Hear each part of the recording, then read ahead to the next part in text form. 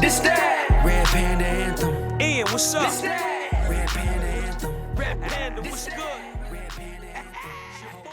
How receptive are the young adults?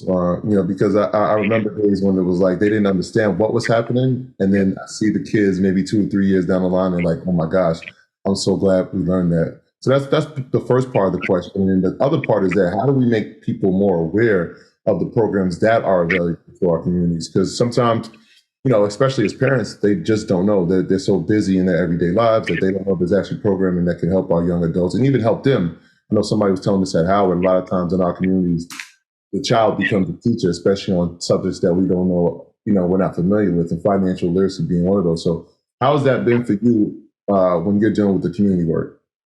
And to be honest, you all have made it a lot easier. You've made it cool and sexy to talk about financial education. So it hasn't always been that way, but, brothers like yourself and others out that's doing some of the great things in the financial education space, it's made it a lot easier to talk about. It's still not easy, and that's why I'm dedicated to creating content, activation, and programs that resonate. Right. So not only am I for the culture, I'm in the culture. Right? I understand what's going on in the community, and it's a little different when I walk into a classroom versus someone that may not look like me. Right. So I'm not going in and I'm not trying to talk over their head, and I'm not trying to sell them the dream that, hey, if you save, you can save your way to wealth.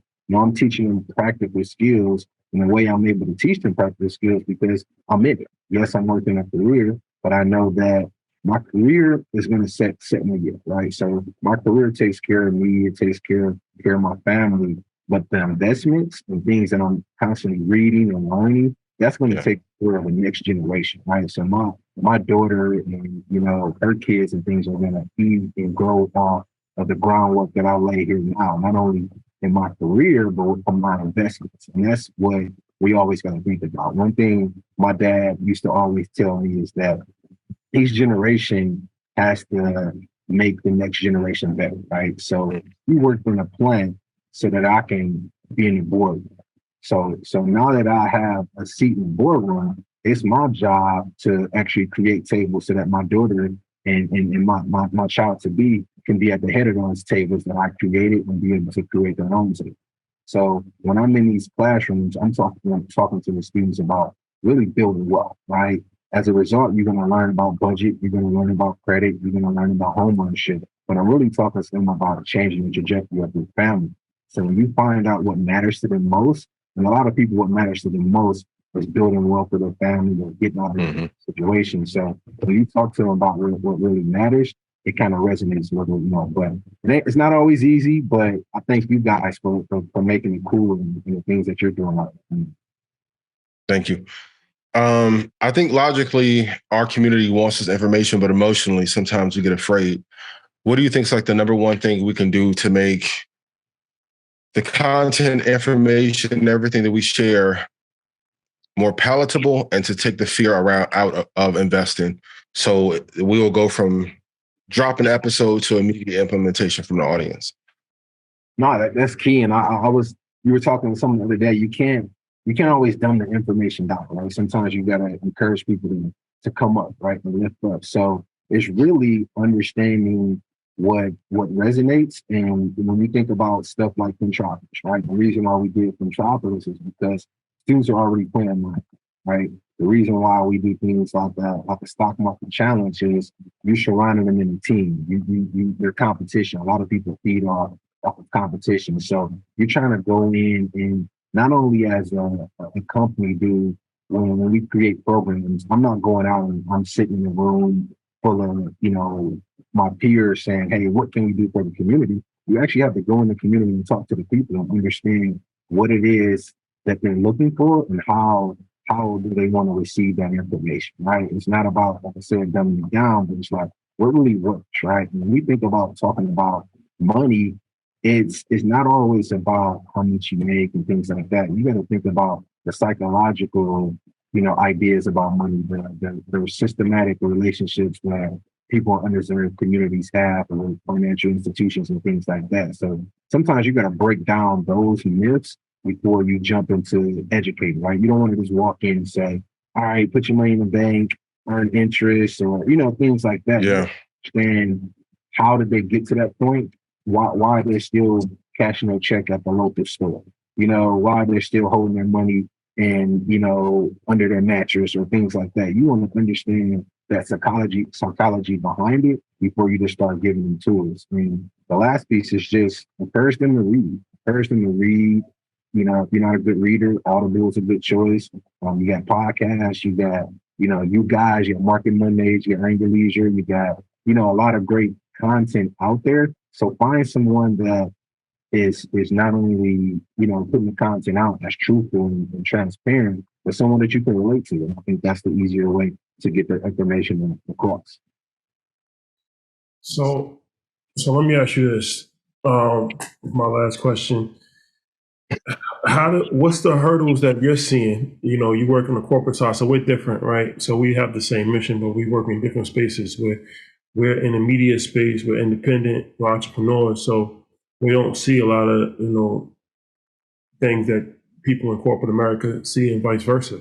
So you, as a Black man that's working in financial services industry, at a large financial services company, what are some of the hurdles and some of the issues that you see in the industry?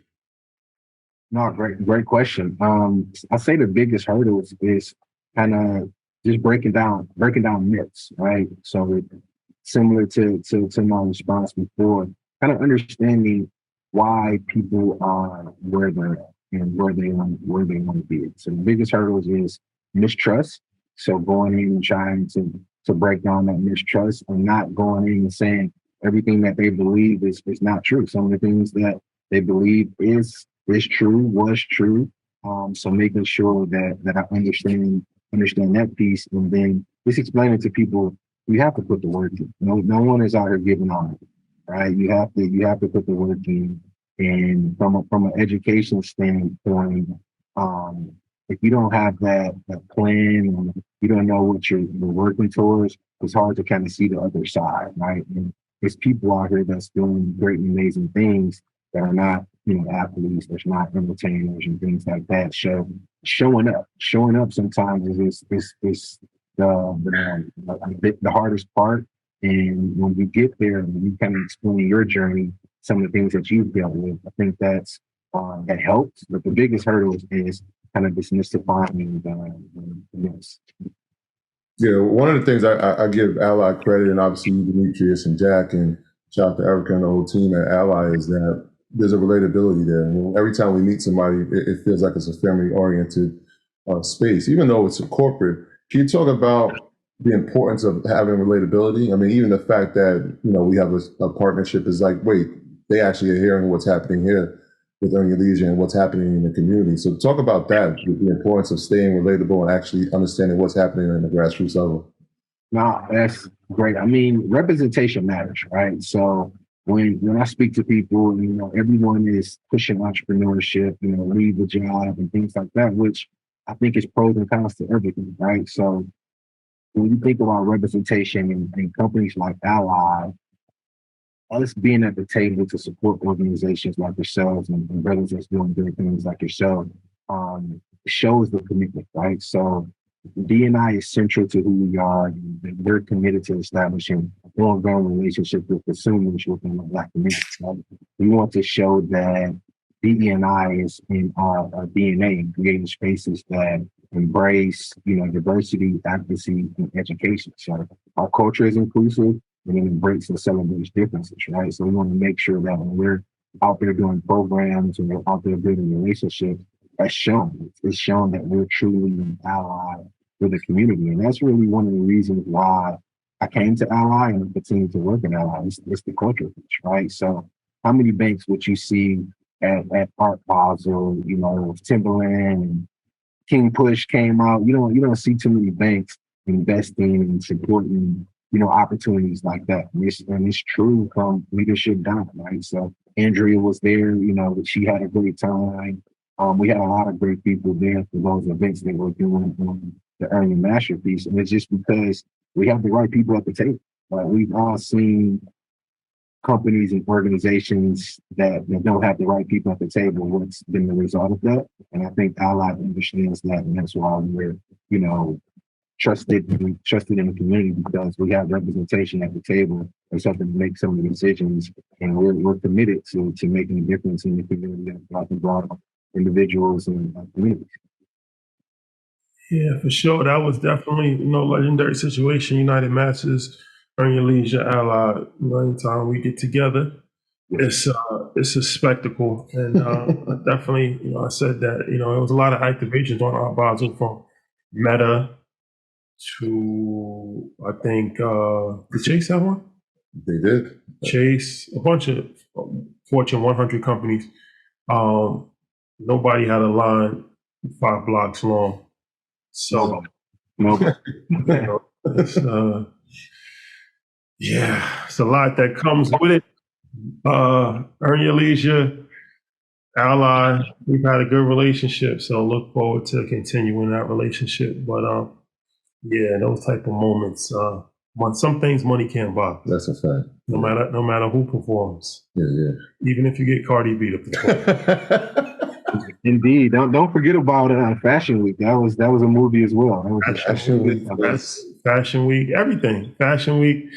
So it's been dope to just do those things where you wouldn't expect financial literacy to just be at, but we're there, and just creating a vibe and creating an element for the people, and the way it just goes on social media and people just spread the word. It's become a thing that people actually anticipate at all these events now. So yeah. Can we do something? It's the holiday season. Can we do something? Let's do it. All right. So obviously, we've teamed up with Ally to empower the next generation of creators, entrepreneurs, and leaders with financial education. So this is what we're going to do for all our earners out there listening right now. Ally is helping us give away 15 full-year scholarships to Earn Your Leisure University. That's right, the new EYLU, followed by recession-proof, where you can learn real-world skills to help you pursue your financial goals. So if you're a creator, entrepreneur, or someone who is trying to gain financial success, you have until December 30th to submit your entry. So here's what you got to do. Go to EYLUniversity.com/giveaway to submit your entries. That's EYLUniversity.com/giveaway. Because for everything we do, we're all better off for the Ally. Shout out to our good folks at Ally. We mentioned their names earlier. And obviously, shout out to you, Demetrius, for helping us get this done. It has been a fruitful relationship, man. It's been dope. Yeah, for sure, man. Looking forward to 2023. It's always a good time when we get together and make it happen. Yes. Well, it's been a pleasure, my brother. Thank you, my brother. Thank you for joining us, and I'm sure we'll see you soon. Sounds good. Happy holidays. Happy holidays. Shout out to Detroit. What up, though? We left out. Yeah. Shout out to Detroit, man. This that. Red Panda Anthem. Ian, what's up? This that. Red Panda Anthem. Rap Panda, what's This good? that. Red Panda Anthem. Your Whole boy. clique going up. I know they can't stand it.